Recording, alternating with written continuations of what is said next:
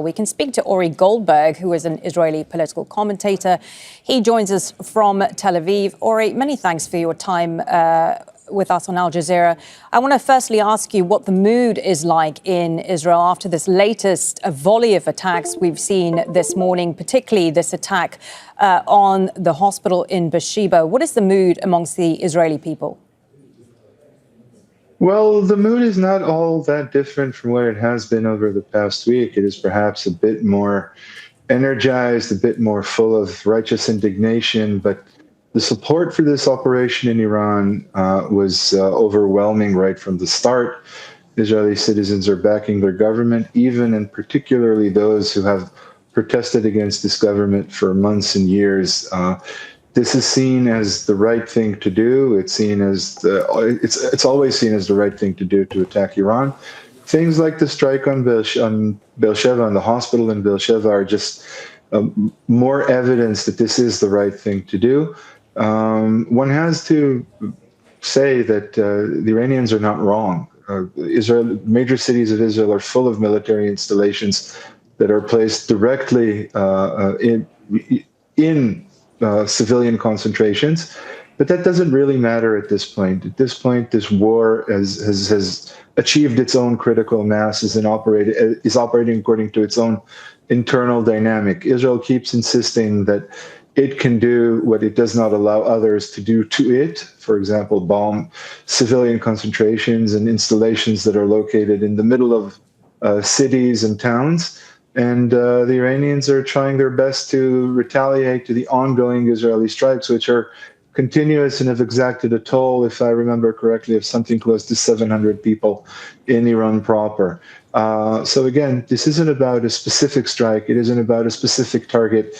Now there's a cycle, and everybody's caught up in the cycle. I doubt we can see or imagine a possibility where Israeli citizens will be considering resisting this war or calling for change or even criticizing the government. So if Israel sustains more hits like the ones we've seen today, do you still believe there's not going to be a change in the Israeli public's appetite for war with Iran? I believe that for two reasons. The first is when a population is struck, exactly as is happening in Iran right now. When population is bombed incessantly, there's no energy and there's no focus and there's no real desire to mount a challenge to the existing government. The incumbents are the one who hold the power in a situation like that. So that's about the physics of warfare. But in terms of the Israeli mindset, again, remember, a generation of Israelis was raised on the narrative that Iran is Israel's existential enemy, that the only thing Iran wants is to destroy Israel, that Iran has been trying to destroy Israel actively for a very long time, and only now Israel has awakened. Israel has risen. Remember the name of Israel's war, Rise Like a Lion, or whatever the translation is. Israel is rising. Israel is taking control of its own destiny. Israel is doing what it has to do. In Israel, national resilience is highly valued and very important.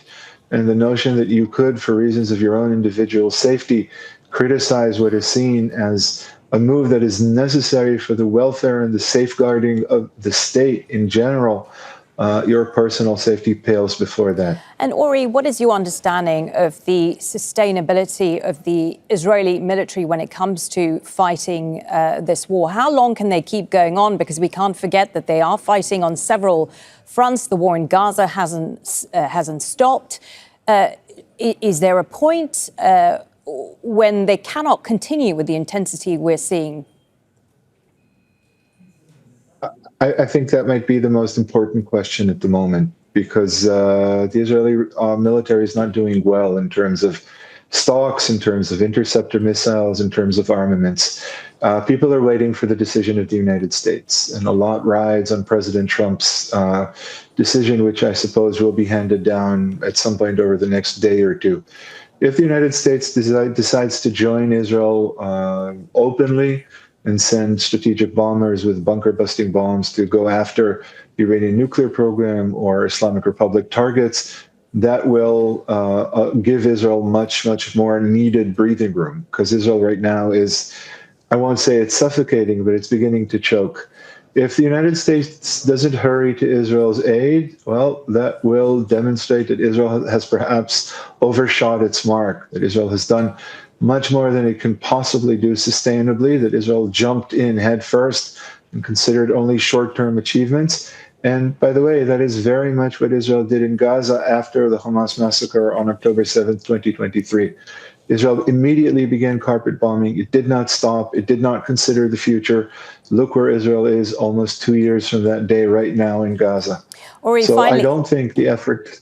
Yeah, please. Apologies. Finally, I just want to ask, in your opinion, what is the likelihood, if any, of Israel accepting some sort of ceasefire in the coming days? I mean, Trump says that is still an option that could still happen. If there is a US-Iran proposal put on the table with Iran agreeing to more curbs on its nuclear program that we haven't seen before, can you see Israel stopping its war in Iran? I can, for the reasons I just mentioned, because as far as the physics of war goes, Israel is not doing well. The important thing is for Netanyahu to be able to present it as a victory to the Israeli public, as an instance of Israel taking its destiny in both hands and reshaping the Middle East. If that happens, if Israel can come out the stronger party, if only for domestic consumption, Israel may very well accept the ceasefire because Israel is hurting. The Israeli public has not slept for a week. Supposedly things are going back to normal. That was the announcement made yesterday by our labor ministry, but not really. Nothing can go back to normal because things are not normal. I think Netanyahu is looking for a way out. He might consider it, but most of it has to do with his being able to pitch it as a victory, something that he has never been able to do in Gaza, for example. Ori, thank you so much for your time today. As always, Ori Goldberg, Israeli political commentator, speaking to us there from Tel Aviv. Make sure to subscribe to our channel to get the latest news from Al Jazeera.